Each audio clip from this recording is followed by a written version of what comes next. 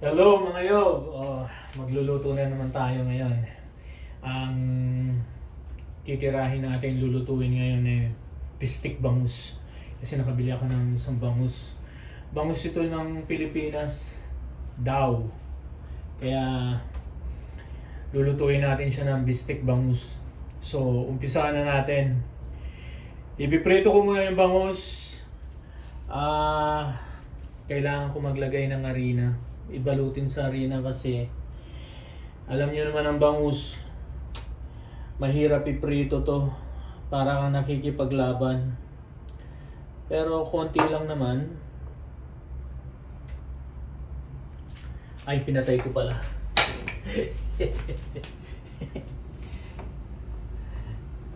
Para hindi tayo makikipaglaban dito sa bangus na to, dahil kapag hindi natin ito binalot ng harina, lahat ng talsik ng mantika mapupunta sa atin. Yob, bangus daw ito ng ng Pilipinas. Kasi usually nabibili dito mga bangus Taiwan. Madalang ka lang makakabili ng bangus na galing ng Pilipinas. Pero mataba mataba siya. Hindi ako sanay magluto kasi ng bangus na binalot sa harina pag binistik mo. Parang first time kong gagawin to, kaya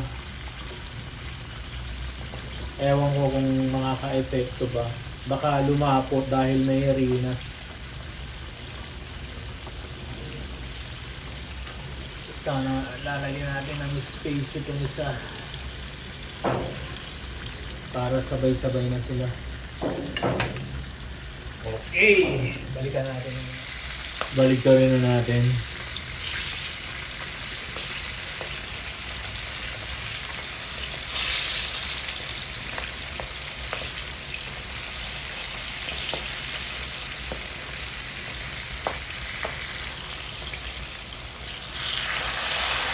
Sunog.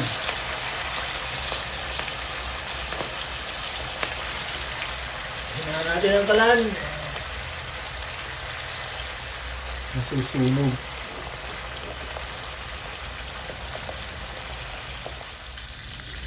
Yob, okay na to. Ihango na natin.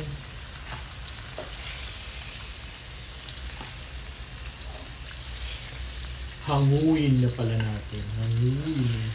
Sunog. Susunod, magigisa na tayo. Bawasan ko lang tong mantika.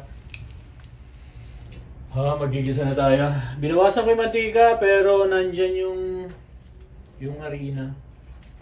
Hindi ko na tinanggal. So pagsabayin ko na tong bawang at sibuyas.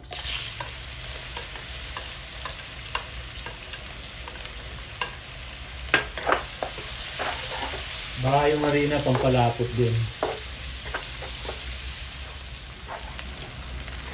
Sunod na natin yung ating kalamansi at toyo. Mga yob, itong kalamansi ko, sinamahan ko na ng toyo to Bale, yung kalamansi ko 10, tapos yung toyo ko 1/4 cup.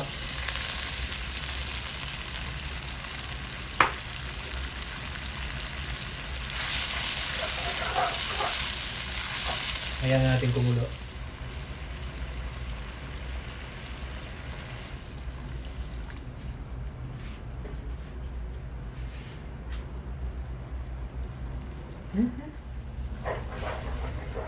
Kumukulo na yun. Ilalagyan na natin yung ating bangus. Yob, hindi ako naglagay ng asin dahil yung toyo 1/4 cup na yun, maalat na yun. Kaya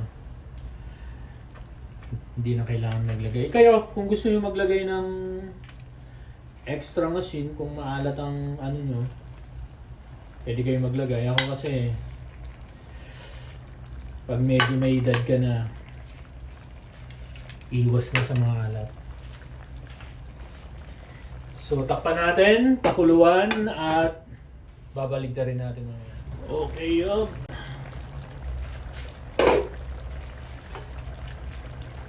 Baligtarin na natin ito. Alam mo, nakatulong na yung harinang pinambalot dito. Nakatulong na lumapot. So yung ating onion rings, lagay na natin. Onion rings. Tapos takpan. Turn off na yung kalan. Check na natin. Ang sibuyas, Yob, hindi naman kailangan, di ba? Hindi naman basahin mo lang yan ng sauce. Hindi kailangan maluto yan. Mas masarap malutong, di ba? Oh. Okay, Yob. Ready na yung ating lalagyan. Pwede na tayong mag-dinner.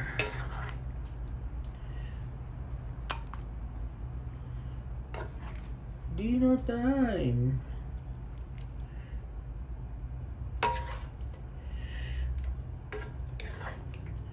Konting sabaw.